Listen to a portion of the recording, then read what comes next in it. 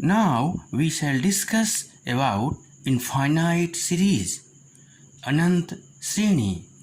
तो अनंत श्रेणी क्या होती है? तो जैसा कि हम पहले पढ़ चुके हैं, प्रोग्रेशन, सीक्वेंस, तो अब पढ़ेंगे अनंत श्रेणी अथवा श्रेणी। तो सबसे पहले हमको जानना है कि प्रोग्रेशन क्या होता है। प्रोग्रेशन के बाद देखते हैं अनुक्रम, सीक्वेंस क्या होता है, और सीक्वेंस के बाद आता है सीरीज। ओके, तो जैसा हम लोग पढ़ते हैं पहले अल्फ़ाबेट ABC एंड देन इनको जोड़ते हैं तो मिलता है वर्ड। कोई वर्ड बोलते हैं तो कलेक्शन ऑफ अल्फ़ाबेट। ओके, बिल्कुल वैसे ही जैसा हम पुरानी कक्षाओं में पढ़ चुके हैं, प्रोग्रेशन क्या होता है। प्रोग्रेशन का मतलब है development from one stage to another. So what is progression? Progression means development from one stage to another। Okay, तो इसे बोलते हैं हम लोग श्रेणी। प्रोग्रेशन मीन्स श्रेणी। ओके, जैसे 1, 3, 5, 7 जो स्टेप आ रहे हैं तो निश्चित नियम से आ रहे हैं, बढ़ करके आ रहे हैं, तो इसको बोलते हैं प्रोग्रेशन। प्रोग्रेशन मुख्यतः 3 प्रकार का होता है। प्रोग्रेशन कितने प्रकार का होता है? 3 प्रकार का। कौन कौन से होते हैं? तो ये हम लोग पढ़ चुके हैं प्रोग्रेशन के प्रकार में कि ये 3 प्रकार के कौन कौन से हैं। पहला है अरिथमेटिक प्रोग्रेशन AP, दूसरा है geometric progression GP and third is harmonic progression SP। Okay, अब अरिथमेटिक प्रोग्रेशन का मतलब इसके जो टर्म आते हैं तो आगे आने वाला पद एक निश्चित कांस्टेंट को जोड़ने पर मिलेगा, अर्थात A plus D, A plus 2D up to A plus n minus 1D होगा। ध्यान देना है, इसे फर्स्ट टर्म बोलते हैं, इसे सेकंड टर्म बोलते हैं और इसे nth टर्म बोलते हैं। अर्थात इसमें एक कॉमन डिफरेंस होता है जिसको बोलते हैं हम लोग D। ओके, तो ये होती है अरिथमेटिक प्रोग्रेशन। जैसे लिखा हमने 2, 4, 6 दिस टाइप। इसका मतलब क्या हुआ कि इनमें 2 का अंतर है, तो ये क्या हो गई? Arithmetic progression. ज्योमेट्रिक प्रोग्रेशन आप पढ़ चुके हैं कि ऐसी श्रेणी जिसके टर्म एक निश्चित संख्या का गुणा करने पर प्राप्त हों, अर्थात AR स्क्वायर, ये तो इसे बोलते हैं ज्योमेट्रिक सीरीज। R को बोलते हैं common ratio, R is called common ratio. Okay, जैसे 1/2, 1/2 स्क्वायर, ऐसे पद। अब आती है बात हार्मोनिक प्रोग्रेशन की। तो हार्मोनिक प्रोग्रेशन अरिथमेटिक प्रोग्रेशन का रेसिप्रोकल होता है। ओके, तो मुख्य रूप से हमको जानना है कि अरिथमेटिक प्रोग्रेशन और ज्योमेट्रिक प्रोग्रेशन। अरिथमेटिक प्रोग्रेशन का नवा पद A plus n minus 1/2D, geometric progression का नवा पद AR to the power n minus 1। अब आती है बात सीक्वेंस की। तो सीक्वेंस क्या होता है? तो देखिए, सीक्वेंस प्रोग्रेशन ही होता है। आप कहेंगे तो क्यों इसका नया नाम सीक्वेंस पड़ा? Very good. तो नया नाम सीक्वेंस ये पड़ा कि जो नई चीज़ हम पढ़ते हैं तो थोड़ा सा अंतर उसमें ज़रूर होता है, क्योंकि उसका नाम भी नया आया है। तो समझना है कि sequence is nothing but progression. Okay, so progression has a specific formula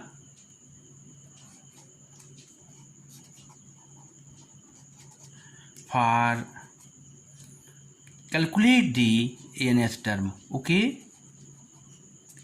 but in sequence this is based on logical rule. Okay, तो हम आगे इसका उदाहरण दे करके समझते हैं कि अंतर क्या है इसमें। बाकी अनुक्रम प्रोग्रेशन ही होता है। अब परिभाषा का दूसरा तरीका क्या हुआ? तो प्रोग्रेशन और सीक्वेंस की परिभाषा में sequence is a function from the set of natural number two set of real number. ये थोड़ा सा अंतर के रूप में परिभाषा डिफाइन कर दिए, अर्थात इसका जो डोमेन होता है वो सेट ऑफ नेचुरल नंबर होगा और रेंज जो होता है वो सेट ऑफ रियल नंबर होगा। जैसा कि पुराने लेक्चर में इसको एक्सप्लेन कर चुके हैं, डोमेन हमेशा फिक्स होता है, सेट ऑफ नेचुरल नंबर होता है, और को डोमेन बदलने से इसके नाम बदलते हैं। पूरी स्टडी हम को डोमेन रियल नंबर पर करेंगे, तो इसे बोलते हैं sequence of real numbers. Okay, चूँकि को डोमेन रियल नंबर्स है।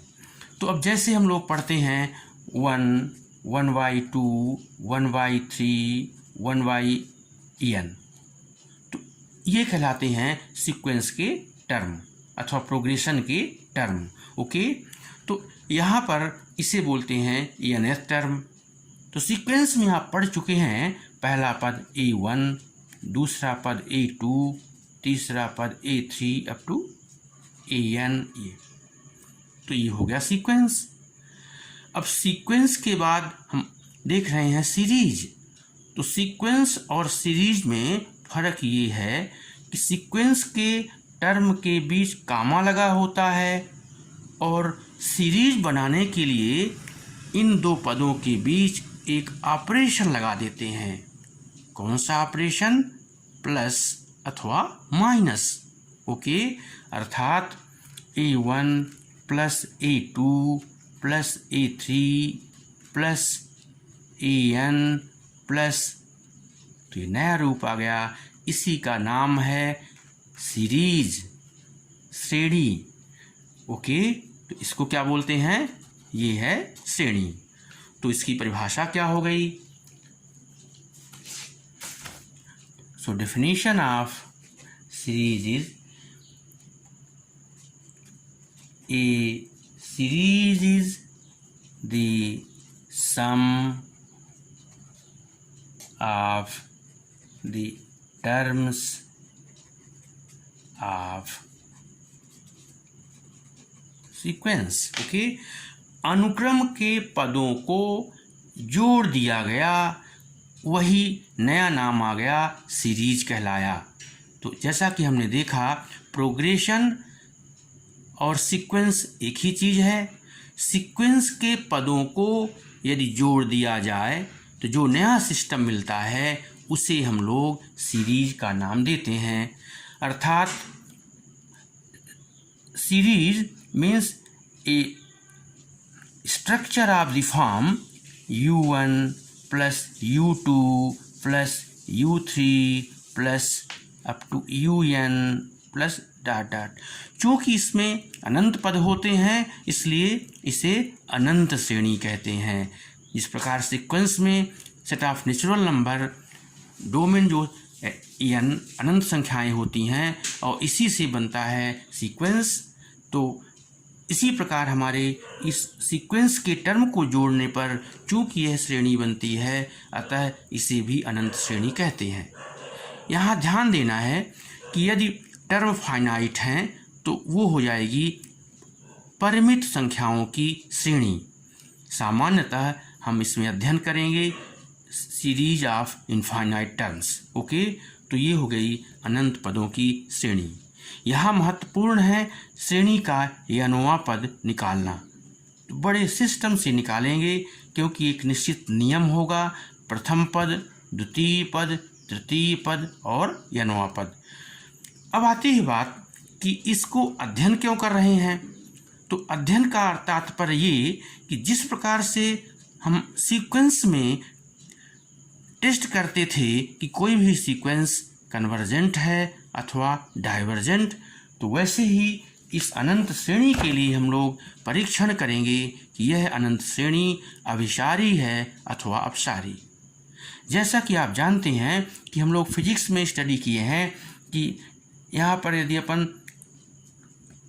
कॉन्वेक्स लेंस लगा दें अथवा कॉनकेव लगा दें, तो यदि अनंत सूर्य की किरणें यहाँ से आती हैं और इन लेंस को लगाने पर, कॉनकेव को लगाने पर ये डाइवर्ज होती हैं, और ये यदि किरणें आती हैं इनफाइनाइट रेज और कॉन्वेक्स लगाने से ये सभी कन्वर्ज हो जाती हैं, तो इसे बोलते हैं हम लोग डाइवर्जेंट और इसे बोलते हैं कन्वर्जेंट। तो सेम कॉन्सेप्ट, अनंत श्रेणियाँ या तो कन्वर्जेंट होती हैं अथवा डाइवर्जेंट। वो अलग है कि दोलनी भी होती हैं, लेकिन मुख्य रूप से अनंत श्रेणियों के दो गुण हैं। डाइवर्ज कब होगी? जब इनफाइनाइट रेज आती हैं, यदि लगाते हैं कॉनकेव लेंस तो ये डाइवर्ज हो जाती हैं, यदि लगाते हैं कॉन्वेक्स तो ये कन्वर्जेंट हो जाती हैं। तो अब इन्हीं अनंत श्रेणियों को हम लोग टेस्ट करेंगे, इसका बिहेवियर क्या है, उनके लिए हम निश्चित नियम बताएंगे, टेस्ट बताएंगे और जानेंगे कि कौन सी अनंत श्रेणी डाइवर्जेंट हो रही है और कौन सी कन्वर्जेंट। ओके, तो इसके लिए सबसे पहले उन प्रश्नों की स्टडी करेंगे जिनमें हम प्रथम n पदों का योग ज्ञात करें, अर्थात nth partial sum. So what is nth partial sum? तो सीरीज के प्रथम n पदों के योग को nth पार्शियल सम कहते हैं। Means u1 plus u2 plus un plus infinite, ये कोई सीरीज है। इसको हम लोग ऐसा भी कह सकते हैं n is equal to 1 to infinity un। Okay, तो what is nth partial sum? शुरू के n पदों का योग, इसे कहते हैं nth partial sum. Sn is equal to u1 plus u2 plus un। Okay, अब यदि यह nth पार्शियल सम प्रश्न को देखने से ही यदि मिलता है कि या तो ये AP में है अथवा GP में, तो जैसा कि हम लोग जानते हैं कि यदि अर्थमेटिक प्रोग्रेशन में है तो उसके n पदों का योग का फार्मूला मालूम है। Sn is equal to n/2 2a plus n minus 1 into d। और यदि GP में है तो Sn is equal to a r⁻n minus 1 upon r minus 1। तो हम इसको बड़ी आसानी से निकाल लेंगे।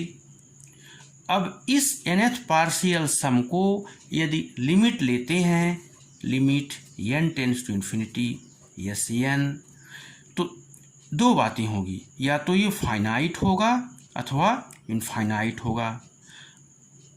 तो यदि फाइनाइट है, यदि ये फाइनाइट है, तो इस nth पार्शियल सम को बोलेंगे कन्वर्जेंट, और यदि इनफाइनाइट है तो इसको बोलेंगे डाइवर्जेंट। तो यदि nth पार्शियल सम का ये रूप आता है तो दी गई सीरीज का बिहेवियर वही होगा, अर्थात दी गई सीरीज कन्वर्जेंट है तो कन्वर्जेंट होगी, और यदि ये डाइवर्जेंट है तो वो भी डाइवर्जेंट होगी। इसका तात्पर्य क्या हुआ कि यदि कोई सीरीज प्रश्न को देखने से समझ में आ रहा है कि या तो AP में दी है अथवा GP में, तो सबसे पहले उनके प्रथम n पदों का योग निकालेंगे। प्रथम n पदों के योग को हम लोग नाम देते हैं Sn। ओके, और उस Sn की लिमिट लेंगे n टेंड्स टू इन्फिनिटी। यदि उसकी वैल्यू फाइनाइट आती है तो उसे कहते हैं गिवन सीरीज इज कन्वर्जेंट। यदि इनफाइनाइट आती है अथवा एग्जिस्ट नहीं कर रही है तब उसे कहते हैं डाइवर्जेंट। तो ये हुआ फर्स्ट स्टेप। जैसे एक उदाहरण देते हैं,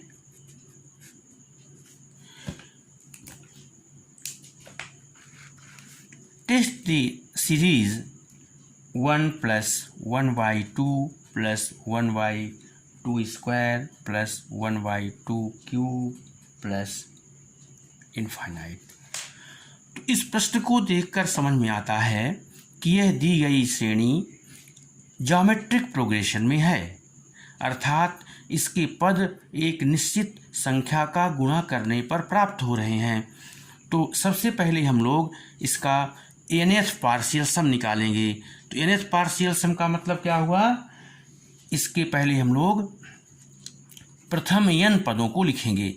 1 + 1/2 + 1/2 स्क्वायर प्लस 1/2 की पावर n-1। यहाँ ध्यान देना है, पहले पद में 2 की पावर 0 है, तो nवें पद में 2 की पावर n-1 होगी। अब इसके लिए हम लोग देख रहे हैं कि यह ज्योमेट्रिक प्रोग्रेशन है। तो ज्योमेट्रिक प्रोग्रेशन का फार्मूला आपको मालूम है, Sn = a r⁻1/r-1। ये फार्मूला होता है व्हेन r > 1, और यदि r <1 है तो ये हो जाता है a 1 - r⁴n/1 - r। ओके, तो यहाँ पर r यानी कॉमन रेशियो 1/2 है, तो इसकी वैल्यू हो जाएगी a 1 - 1/2